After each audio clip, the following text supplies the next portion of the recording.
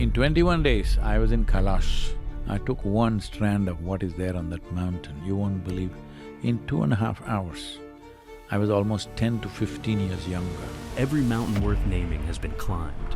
Everest, K2, the killers that take dozens of lives a season, all of them. Conquered, all but one.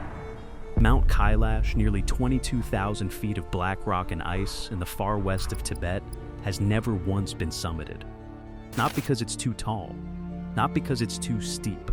Something about it has turned every expedition away for as long as records exist. For centuries, the monks and pilgrims who traveled to it have said the same thing: Kailash is not like other mountains. And the ancient teachings go further still. They describe it not as a peak, but as a gateway. A seal placed over a hidden kingdom called Shambhala, a place no map has ever marked. Which leaves one question that won't go away. What if Mount Kailash was never meant to be conquered because it was protecting something? The mountain. Nobody is allowed to conquer. Start with the mountain itself. Mount Kailash rises 6,638 meters, close to 22,000 feet out of the high, empty plateau of western Tibet, in the remote Ngari prefecture. So far from anything that simply reaching its base is a journey of days. It doesn't sit in a crowded range, jostling with rival peaks. It stands almost alone, a near-perfect four-sided shape, its faces falling roughly toward the points of the compass, capped in snow that never fully melts. From a distance, it looks less like something the Earth pushed up by accident and more like something that was placed. And it sits at the center of a landscape that feels deliberately important. Within reach of its slopes lie two lakes, Manasarovar and Rakshastal, and from the region around it flow four of Asia's great rivers: the Indus, the Sutlej, the Brahmaputra, and the Karnali, which feeds the Ganges. Hundreds of millions of people downstream drink from waters that begin near this single peak. Even on a purely physical map, Kailash is a source, a starting point. But it's what people believe about it that makes Kailash unlike any other mountain on Earth. To Hindus, this is the home of Shiva, the great destroyer and transformer seated in eternal meditation with his consort Parvati. To Tibetan Buddhists, it is Mount Meru, the axis of the entire universe, the dwelling of the deity Demchok. To Jains, it is where Rishabhadeva, the very first of their 24 spiritual teachers, broke free of the cycle of birth and death and attained liberation. And to followers of Ben Tibet's ancient religion, older than Buddhism itself, it is the seat of all spiritual power, the pillar that connects heaven and earth. 4 religions, 4 completely different histories, 1 mountain. And here is the part that stops people. None of these faiths invite you to climb it. Every other sacred peak in the world has been summited, usually many times over. But to set foot on the summit of Kailash is considered something close to a sin. So instead of going up, pilgrims go around. They walk a 52-kilometer loop called the Kora, a full circle of the mountain at brutal altitude, crossing the Dolma La Pass at over 5,600 meters. Some do it in 3 days. The most devoted drop to the ground every few steps, measuring the entire circuit with the length of their own bodies, a version that takes weeks. They believe a single lap can wash away the mistakes of a lifetime, and that 108 laps can free the soul completely. They will suffer for weeks to walk around it. They will not take one step toward the top. And it isn't only faith holding the summit empty. Chinese authorities, who control the region, refuse to issue climbing permits at all. When a Spanish team requested permission to attempt it in 2001, they were turned down flat. Even the legends of mountaineering have backed away. Reinhold Messner, the first man to climb Everest without oxygen, who has stood atop all 14 of the world's highest peaks, was reportedly offered the chance to climb Kailash by the Chinese government in the 1980s, and he refused. His reasoning was haunting. If we conquer this mountain, he said, then we conquer something in people's souls. Think about what that means. The greatest climber alive looked at a peak shorter and less technical than the ones he'd already beaten and decided some mountains aren't meant to be beaten at all. So here's the question that should be nagging at you by now. There are thousands of mountains on this planet, Bigger ones, older ones, far more dangerous ones. Why this one?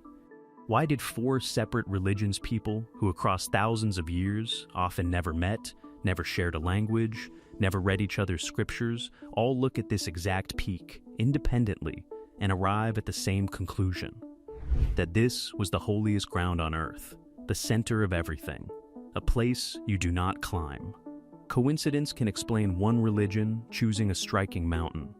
It struggles to explain 4 of them choosing the same one, for the same reason, without ever comparing notes. To understand how that happened, we need to go back to one of the oldest legends ever tied to Kailash. The ancient battle for the mountain. The oldest legend tied to Kailash isn't about how it was built. It's about who would be allowed to guard it. 1,000 years ago, before Buddhism had taken hold across Tibet, this mountain belonged to Ben, the older religion of the plateau. Then came Milarepa, the 11th century yogi still revered as one of the greatest spiritual masters Tibet ever produced. When he arrived at Kailash to meditate, a powerful Ben master named Naro Benchung confronted him. This was sacred Ben ground, Naro Benchung said, and if Milarepa wanted to stay, he'd have to earn it. So they agreed to a contest, not a war, a duel of spiritual power, and whoever won would hold dominion over Kailash forever. According to tradition, the two traded miracles back and forth across the shores of Lake Manasarovar, neither able to break the other.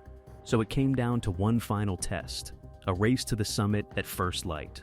Whoever reached the top first would be the mountain's true master. On the morning of the race, Naro Benchung rose into the air on his ritual drum and began climbing the slope. Milarepa's disciples panicked their master was still sitting in his cave, doing nothing. He waited.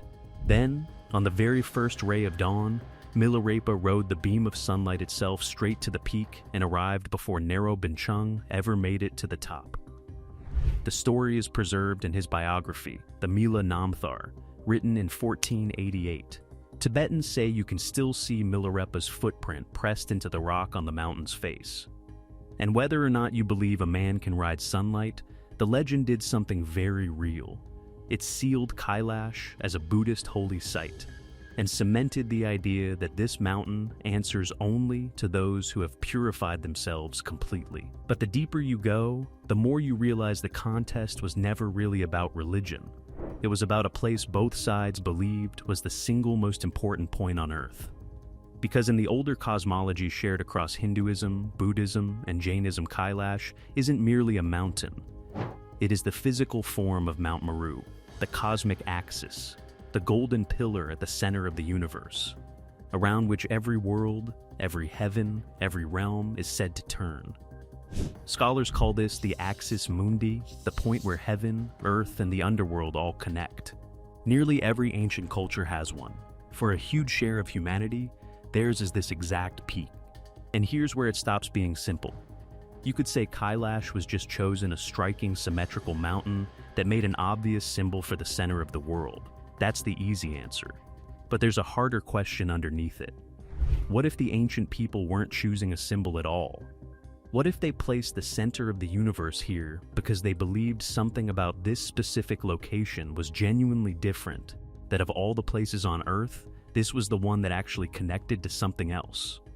But the greatest mystery wasn't the mountain itself. It was what some traditions believed existed beyond it. Shambhala, the hidden kingdom. For as long as the legends of Kailash have existed, they've pointed to something past it.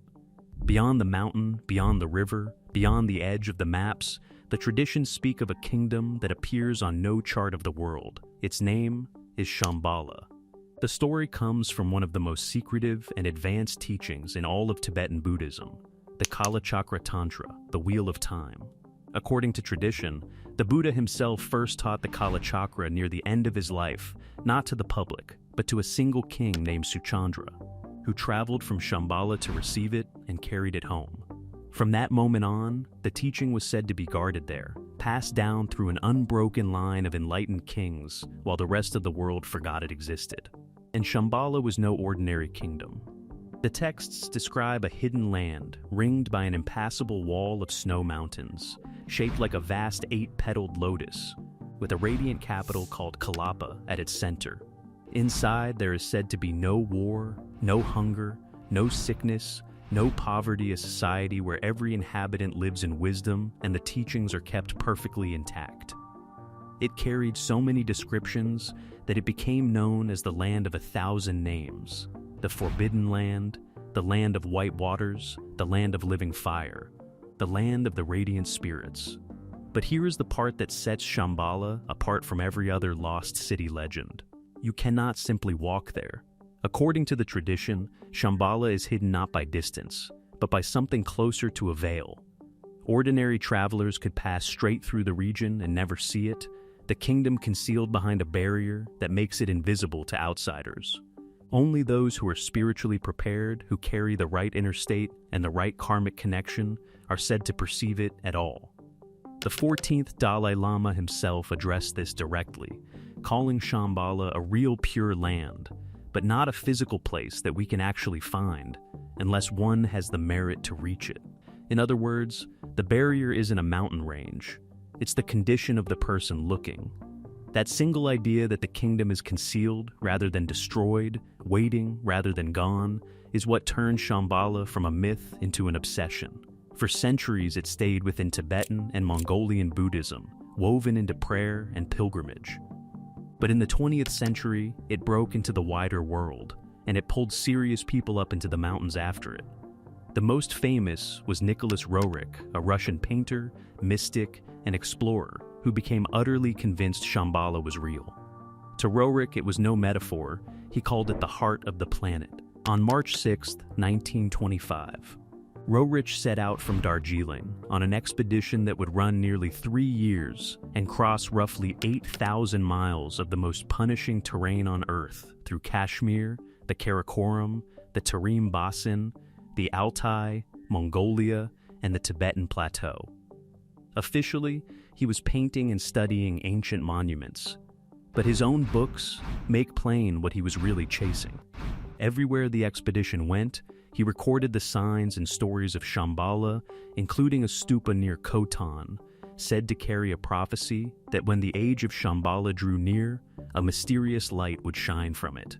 He came home and published an entire book with a single word on the cover, Shambhala. Roerich was not alone. Across the same era, explorers, mystics, and even intelligence services became fascinated by the same rumor that somewhere in the folds of Inner Asia lay hidden valleys and a concealed civilization holding knowledge the outside world had lost. Some Tibetan lamas spoke of secret lamasseries that guarded the path.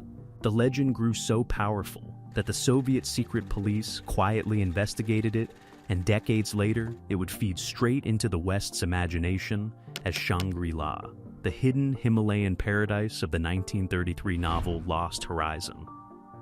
And that's what makes Shambhala stranger than any normal lost kingdom. A lost city is simply waiting to be dug up. Shambhala, the traditions insist, was never lost at all. It is hidden, intact, and inhabited, sealed away from ordinary eyes on purpose. Which leaves the question no one has ever truly settled.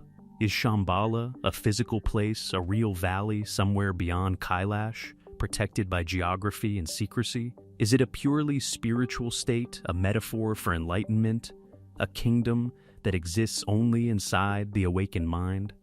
Or is it something in between, a place that is physically real, but can only be reached by someone whose inner state has changed enough to perceive it? For most of history, there was no way even to look for an answer. The teachings that described Shambhala were sealed inside an esoteric system, handed only to initiates, deliberately kept out of public reach. And according to some monks, the clues were hidden inside teachings that were never meant for everyone. The monks, the hidden teachings, and the secret knowledge. To understand what Kailash might be guarding, you have to look at the people who've spent their lives closest to it. For centuries, Tibetan hermits and yogis have come to the mountain not to climb it, but to disappear into it. They settle into meditation caves cut into the rock of its slopes and valleys, the same caves where Milarepa himself is said to have meditated, later used by generations of Kagyu masters who followed his path. Some stayed for years, some for decades. Cut off from the world, in thin air and brutal cold, doing nothing but sitting with whatever this place is. And the knowledge they carried was rarely written down. For most of Tibetan history, the deepest teachings were never put on a page at all.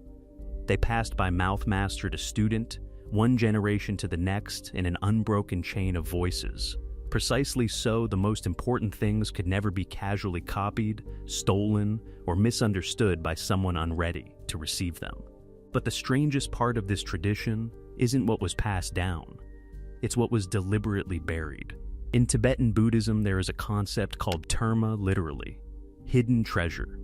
According to tradition, the 8th century master Padmasambhava and his consort Yeshe Tsogyal concealed teachings, texts, and sacred objects all across the Himalayas, hidden in caves, in rocks, in lakes, even encoded directly into the minds of future disciples to be discovered later by destined revealers called tertons, but only when the time was ripe. They were not lost, they were planted, and that's the key. These teachings were hidden because the world wasn't ready for them yet. As one scholar of the tradition put it, termas are not always made public right away. The conditions may not be right, and people may simply not yet be ready for them. Some were concealed to protect Buddhism through an era of violent persecution. Others were held back for a deeper reason. The whole purpose was preservation, keeping wisdom intact and undiluted, its power fresh for a future generation that could finally use it. Which begins to explain something that frustrates outsiders to this day. Many of these traditions are esoteric, sealed inside systems, handed only to initiates, never meant for the public. There are teachings monks will not discuss openly, not out of secrecy for its own sake, but because the tradition holds that some knowledge is too easily misunderstood to be given to anyone who hasn't been prepared to hold it. And here's the question that should be turning over in your mind by now. We began this whole story thinking about a mountain that might be guarding something. We pictured a hidden kingdom, maybe even treasure. But what if the thing being protected was never gold, or even a place? What if the greatest secret of Kailash is knowledge wisdom deliberately concealed, waiting for the moment humanity is finally ready to receive it? Because once you start looking, the pattern is everywhere. Shambhala, hidden until the world is ready. Terma, buried until the time is ripe. A mountain you are forbidden to climb, surrounded by teachings you are not permitted to read. Again and again, these traditions describe the same thing. Something sacred, hidden on purpose, waiting to be revealed. And if Kailash truly guards something sacred, the landscape around it seems designed to reinforce that mystery. The sacred geography of Kailash. Look at the land around Kailash and the strangeness only deepens. Just south of the mountains sit two lakes, side by side, and they could not be more opposite. The first is Lake Manasarovar, round as a coin, freshwater, a brilliant turquoise, one of the highest freshwater lakes on Earth. Pilgrims bathe in it to wash away a lifetime of sin. Barely a few kilometers away lies its twin, Rakshastal, a jagged crescent, saltwater, dark, and almost completely lifeless, no fish, few birds, a barren shore. Tibetans call it the Ghost Lake, the Lake of Poison. Two are even linked by a small natural channel, the Ganga Chu, yet they stay worlds apart, one round, one crescent, one sweet, one bitter. One teeming with life, one rejecting it. For thousands of years, the traditions read them as a single image pressed into the landscape, sun and moon, light and darkness, life and death, sitting right next to each other beneath the mountain. And here's where it's worth being careful, because the line between fact and legend runs straight through this place. The science is real and not mysterious. Rakshastal is salty because it's endorheic, a closed basin with no outlet, so water only evaporates and leaves its salt behind. That part has a clean explanation. What has no easy explanation is why two lakes this different sit this close, and why the ancients chose this exact spot to map the entire balance of the universe. Then there's the water that leaves. From this one small region rise four of Asia's greatest rivers, the Indus, the Sutlej, the Brahmaputra, and the Karnali, which feeds the Ganges, flowing out roughly toward the four directions to nourish billions of people downstream, to an ancient mind. a single point that births 4 great rivers wasn't a coincidence. It was proof. This was the center, the place where the world begins. The mountain itself only feeds that idea. Kailash is strikingly symmetrical, a near 4-sided form whose faces fall close to the cardinal directions, a rarity for a natural peak. That symmetry is real. What people make of it is where speculation takes over. Some modern theorists go much further, proposing Kailash sits on a global energy grid or was shaped by sacred geometry. There is no scientific evidence for any of that geologically. Kailash is a natural mountain, not a built one. But the raw facts that can be verified are unusual enough on their own. So which is it? Coincidence, a striking mountain that happened to collect a lot of stories? Or one of the most symbolically loaded locations on the entire planet? Which brings us to the question that has kept pilgrims, explorers, and researchers fascinated for centuries. The secret of Mount Kailash. Before we reach the end, we have to clear away the noise, because a lot of what gets said about Kailash simply isn't true. Start with the most famous claim, that time bends at Kailash, that pilgrims age rapidly, that hair and nails grow weeks worth in hours. The story almost always traces back to one-man Russian eye surgeon Ernst Moldashev, who visited in 1999. His claims were never peer-reviewed, rest on no documented evidence, and come from a figure known for chasing mythical creatures. The often repeated tale of 4 Siberian climbers who aged and died has no names, no records, nothing behind it. And real-time dilation, under Einstein's physics, needs near light speed or the gravity of a black hole, conditions utterly absent on a Tibetan mountain. The same goes for the ancient machine and hollow pyramid theories, also Moldashev's. Geology answers them plainly. Kailash rose roughly 50 million years ago when India slammed into Asia, and its pyramid shape was carved much later by glacial erosion, the same process that sculpted the Matterhorn. Stories of spinning compasses and dead electronics circulate endlessly too, but not one rests on a single documented measurement. So why do these legends cling to Kailash and nowhere else? Because the mountain looks impossible. A near-perfect pyramid, standing alone on the plateau, forbidden to climb, ringed by opposite lakes and 4 great rivers. Faced with something that is strange, the human mind reaches for an extraordinary explanation. The myths are how we fill a silence we can't otherwise explain. But here's the thing. Once you strip all of it away, the aging, the machines, the compasses, the real mystery doesn't shrink. It sharpens.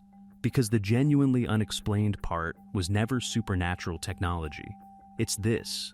Why did so many separate cultures across thousands of years look at this one mountain and arrive at the exact same conclusion that it should never be conquered? Some believe the answer is Shambhala, hidden just beyond it.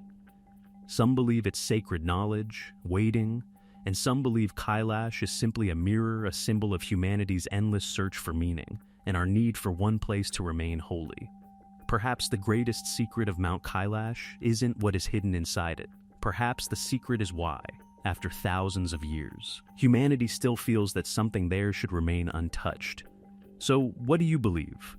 Is Kailash hiding Shambhala, ancient knowledge, or simply our need for something sacred? Should it ever be climbed?